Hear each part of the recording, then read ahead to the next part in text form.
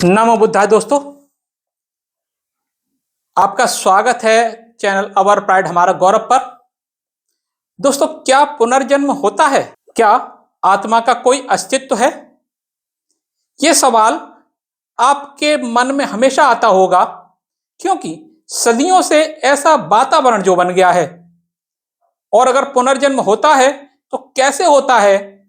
आत्मा का मरने के बाद क्या होता है? आज हम इसी टॉपिक पर चर्चा करेंगे कि बुद्ध ने पुनर्जन्म और आत्मा के बारे में क्या घोषणा की है। आपसे मेरा विनम्र आग्रह, अगर इस रहस्य को समझना चाहते हैं, जानना चाहते हैं, तो वीडियो में अंत तक बने रहिए, तभी आप आत्मा और पुनर्जन्म के रहस्य को समझ पाएंगे। अगर आपको ये वीडियो पसंद आए तो इसको लाइक और शेयर कीजिए। अगर आप मेरे चैनल पर नए हैं तो इसको सब्सक्राइब भी कीजिए। दोस्तों, भगवान बुद्ध ने उपदेश दिया कि आत्मा नहीं है, लेकिन पुनर्जन्म को स्वीकार किया। हालांकि बुद्ध ने पुनर्जन्म की व्याख्या दूसरों से काफी अलग की है। कुछ लोगों ने आलोचना की कि बुद्ध तो परस्पर विरोधी सिद्धांतों का प्रचार करते हैं। उनका कहना था कि बुद्ध आत्मा के अस्तित्व को ही स्वीकार नहीं करते, तो पुनर्जन्म कैसे हो सकता है? तथागत ने इस सिद्धांत में कोई विरोधाभास नहीं है। बिना आत्मा के भी पुनर्जन्म हो सकता है। जैसे आम का बीज है, बीज से वापस आम का पेड़ तैयार होता है, उस पेड़ पर आम के फल लगते हैं। यहां आम का पुनर्जन्म है, लेकिन आत्मा कहीं भी नहीं है। इसी प्रकार बिना आत्मा के पुनर्जन्म होता है। बुद्ध के धम्म में बड़ी गलतफहमियों में से एक बुद्ध की मृत्यु संबंधी शिक्षाएं हैं।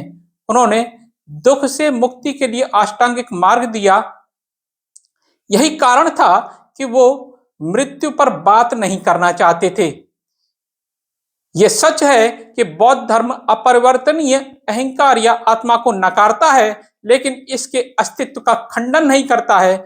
हम इस वर्ष वैसे नहीं हैं जैसे 10 वर्ष पहले थे। सब कुछ परिवर्तनशील है। इसका अर्थ यह नहीं है कि हमारा अस्तित्व नहीं है या हमारा अस्तित्व समाप्त हो जाएगा, बल्कि हमारा अस्तित्व उस रूप में नहीं है जिस रूप में हम समझते हैं। बुद्ध ने पुनर्जन्म को स्वीकार किया, लेकिन आत्मा के एक शरीर से दूसरे शरीर में जाने के बजाय कर्मों और चेतना की निरंतरता के रूप में समझाया। जहां कोई स्थायी आत्मा नहीं होती। यह जन्म मृत्यु का चक्र संसार है, जो इच्छाओं और अज्ञानता के कारण चलता है और निर्वाण से ही टूटता है, जिसमें मृत्यु के बाद एक नई चेतना का उदय होता है, जो पिछले कर्मों से प्रभावित होती है। बुद्ध ने कुछ बातें कही, उन पर बात करेंगे। पहली, कोई आत्मा नहीं होती, यानी अनंतता।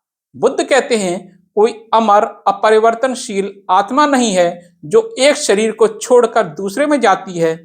इसके बजाय मानसिक धारा की तरह लगातार बदलती रहती है। इसके बजाय यह एक मानसिक धारा की तरह है जो लगातार बदलती रहती है। निरंतरता, यह एक बीज से अंकुर निकलने या मोमबत्ती से दूसरी मोमबत्ती जलाने जैसा है। कोई चीज स्थानांतरित नहीं होती है, बल्कि एक अस्तित्व दूसरे का कारण बनता है। संसार जन्म मृत्यु और पुनर्जन्म का अंतहीन चक्र दुख का कारण है। इससे मुक्ति पाने का एकमात्र रास्ता निर्वाण प्राप्त करना है। निर्वाण, यह सभी इच्छाएं, घृणा और अज्ञानता समाप्त हो जाती है, तो यह पुनर्जन्म का चक्र टूटता है और व्यक्ति निर्वाण को प्राप्त करता है, जो बौद्ध धर्म का अंतिम लक्ष्य है। इसको संक्षेप में कह सकते हैं कि बुद्ध ने पुनर्जन्म को एक प्रक्रिया के रूप में देखा है, न कि आत्मा के स्थानांतरण के रूप में, जहां कर्मों से ऊर्जा और चेतना एक नए अस्तित्व को जन्म देती है, जब तक ज्ञान प्राप्त न हो जाए। बुद्ध ने पुनर्जन्म को केवल मृत्यु के बाद की एक घटना नहीं माना है, बल्कि उनके अनुसार मनुष्य का जन्म हर क्षण होता है, क्योंकि शरीर की कोशिकाएं और मन के विचार निरंतर बदलते हैं और पुनर्जीवित रहते हैं। जब अज्ञानता नष्ट हो जाती है और तृष्णा शांत हो जाती है तो पुनर्जन्म रुक जाता है। तो दोस्तों, कैसा लगा ये पुनर्जन्म और आत्मा के बारे में बुद्ध के विचार? अगर आपको अच्छे लगे हों तो मुझे कमेंट करके अवश्य बताइएगा। वीडियो अच्छा लगा हो तो लाइक कीजिए, शेयर कीजिए, और अगर आप मेरे चैनल पर नए हैं तो इसको सब्सक्राइब कीजिए। मिलता हूं ऐसे ही किसी ऐतिहासिक या बुद्ध या बहुजन से जुड़े हुए किसी वीडियो में। तब तक के लिए नमो बुद्धाय।